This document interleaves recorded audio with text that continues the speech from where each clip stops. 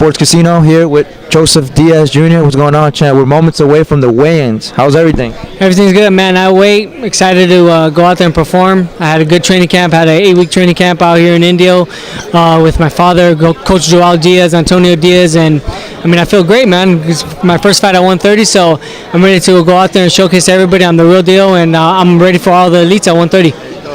Before we talk about those elites at 130, what were some of the reasons of the changes for 126? Because it felt like you still had unfinished business. Great performance with Gary Russell. Easily could have had a rematch with him, all the other champs at 26, but now you're at 130. Yeah, man. I feel like I could fight either at 126 or 130. I'm a big 126-pound fighter, so I feel like my fill out at 130 is not going to be like anything extreme. I think I'm going to be able to belong with the big boys at 130 pounds. So I wanted to test this fight out at 130, see how I feel, and that way I can have more options for myself and for Golden Boy Promotions. That way I can either go back down to 126, maybe hopefully get a rematch with Gary Russell Jr., fight Zoot Can, the guy that just won a championship over at Sus Rojas, or maybe get like a Leo Santa Cruz or Oscar Valdez fight. Those are the fights that will make me want to go back down to 126. But if those fights don't happen, man, there's nothing that's going to excite me to drop back down to 126 or give me that motivation to lose that weight. So I'd rather just stay at 130 where I feel healthy and my muscles and everything are not depleting themselves as much. So, at 130, there's plenty of names too. You got Tevin Farmer, Gervonta Davis, Alberto Machado, the main event on this card. So, you got all these guys that are at 130 as well, and I feel like I belong at 130, and I'm going to prove to everybody come Saturday night. I think something new out of this training camp was live sparring. Yeah. Like, I seen the one with Oscar Torte. What? That's a strong kid, I'm assuming. Yeah. That guy has bricks for hands, man. He's a 135-pound fighter. He was probably like 145 when we were sparring. I was about like 135, 136. It was good work for me, man, because knowing that I'm moving up in weight, fighting 130-pound fighters, I know that the power is going to be a little different than 126-pound fighters, and the guys are going to be a lot bigger, a lot stronger and stuff like that. So I wanted to get tougher sparring and bigger sparring so I could be adapted and used to that type of power and that type of pressure come fight night. Now we're going to get to the good stuff. Tevin Farmer, IBF 130 champion. I guess I'm the man responsible for all these picks. We're trying to make the fight happen. You're a great fighter. He's a great fighter.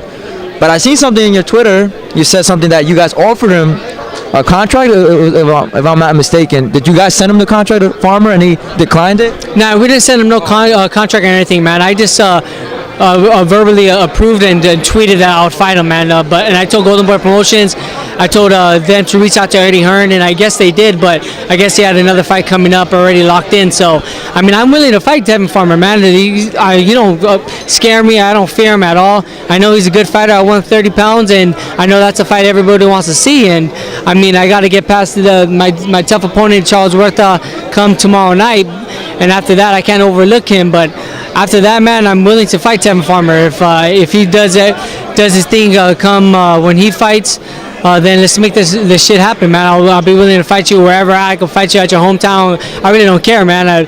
As long as I get the opportunity, as long as we're fighting and I get to punch him in his face and do that work, man, that's all that matters, bro. Lastly, Scoot Quigg. Yeah. Another name that was mentioned for you after this fight, if all goes well. Yeah. He was heavy in this fight with Valdez. I think it was 2 fights ago. Stylistically, do you think that benefits you, somebody like Quigg?